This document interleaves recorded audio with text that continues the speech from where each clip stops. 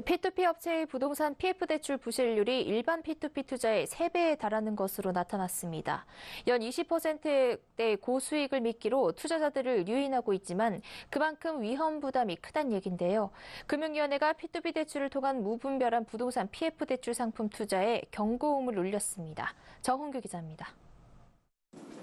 금융위원회에 따르면 지난 8월 말 기준 부동산 PF 비중이 50% 이상인 P2P 업체의 평균 부실률은 1.69%로 여타 P2P 업체 평균 0.46%보다 3배 이상 높았습니다.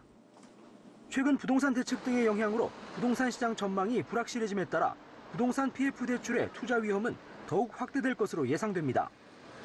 피해 우려가 커짐에 따라 금융위는 부동산 PF, P2P 대출 투자 체크리스트를 공개하고 투자자들에게 투자 전 반드시 위험 요인을 따져볼 것을 당부했습니다. 우선 본인이 투자하는 대출 상품에 상환 책임을 지는 차주가 누구인지 확인하고 차주의 자기자본 투입 여부와 비율, 자금 출처 등을 확인할 필요가 있습니다. 사업에 차주의 자기자본이 투입되는 경우 사업의 책임성을 확보할 수 있고 분양가 하락 시에도 대출금 보전에 유리하기 때문입니다.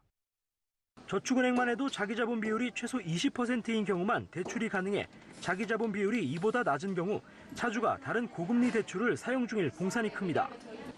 부동산 PF 대출은 신용대출과 달리 토지 잔금이나 공사비 등 대출 목적에 따라 자금이 제대로 집행되는지 여부가 채무 상환에 필수적입니다. 대출 목적에 따라 자금이 집행되지 않을 경우 사업 중단 위험이 크기 때문에 반드시 자금 집행과 공사 진행 상황을 투명하게 공시하는지 확인해야 합니다. 또 공사를 책임지고 진행하는 시행사나 시공사가 동시에 여러 사업을 진행할 경우 다른 사업장의 부실이 투자 대상 사업장으로 전이될 수 있다는 점도 유의해야 합니다. 끝으로 금융위는 저축은행 PF 대출 금리인 8에서 12%보다 높은 수익률을 제공하는 상품은 반드시 그만큼 높은 위험을 내포하고 있다고 강조했습니다. 서울경제TV 정원규입니다.